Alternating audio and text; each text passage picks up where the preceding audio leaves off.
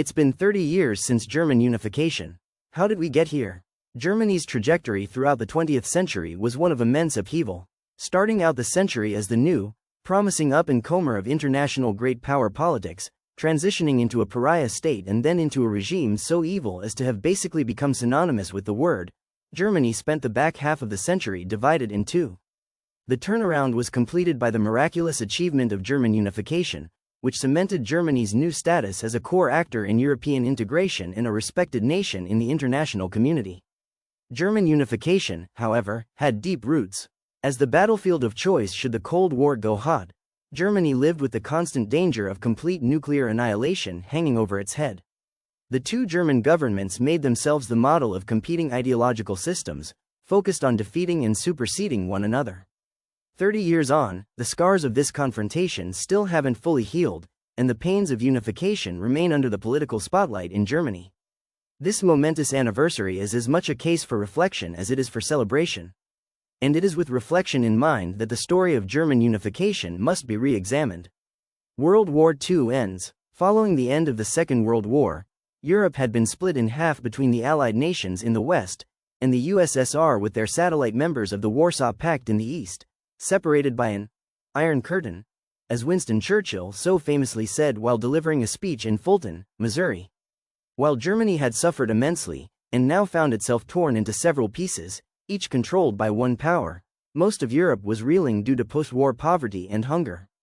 This was one of the reasons that Western Europe, much to the dismay of the USA, saw strong, communist parties, heavily aligned with Moscow, popping up. Italy and France in particular deserve a mention. The Americans managed to counter this Soviet threat, as they saw it, with the Marshall Plan, named after U.S. Secretary of State, George C. Marshall. The program provided broad economic aid to European states on condition only that they worked together for their mutual benefit. The Soviet Union and its satellites were invited to participate. Finland and Czechoslovakia were willing, and Poland and Hungary showed interest. Of course, Stalin could not allow this to happen and so forbade participation by the Soviet satellites. The Marshall Plan helped restore prosperity to Western Europe and set the stage for Europe's unprecedented post-war economic growth. It also led to the waning of communist strength in the West and to the establishment of solid democratic regimes. In February 1948, a dramatic and brutal display of power of Stalin's new policy took place in Prague. The Communists expelled the democratic members of what had been a coalition government and murdered Jan Masaryk, the foreign minister and son of the founder of Czechoslovakia, Thomas Masaryk. President Eduard Benes was forced to resign, and Czechoslovakia was brought fully under Soviet rule. Jan Masaryk's body, found on the morning of March 10, 1948. The initial explanation was that he had killed himself by jumping out of his apartment window, but immediately there were suspicions of murder. Germany is split. These sort of Soviet actions increased American determination to go ahead with its own arrangements in Germany. The Russians swiftly dismantled German industry in the Eastern Zone, but the Americans chose to try and make Germany self-sufficient, which meant restoring rather than destroying its industrial capacity.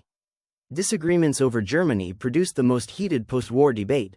When the Western powers agreed to go forward with a separate constitution for the western parts of Germany in February 1948, the Soviets walked out of a joint Allied control commission.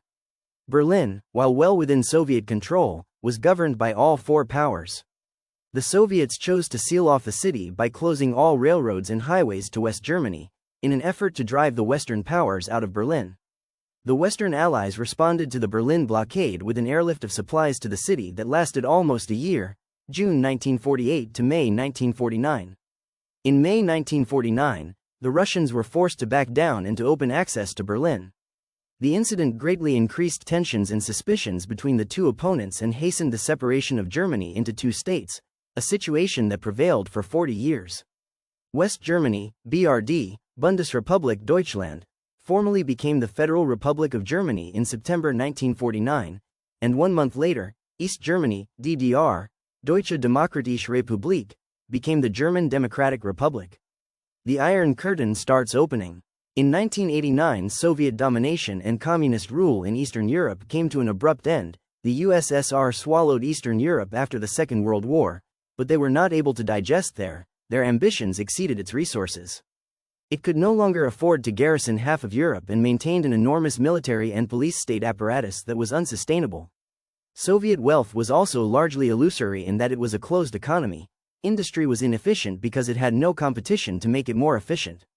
Thus, when the Soviet market was open to real competition, it proved unable to compete with much more efficient European and American production. This was much as Trotsky had predicted all along, and much as Andrei Parshev lamented would always be Russia's fate. The Soviet Union simply refused to intervene in the re-emergence of solidarity in Poland and Hungarian moves to independence, because they no longer had the power or desire to do so.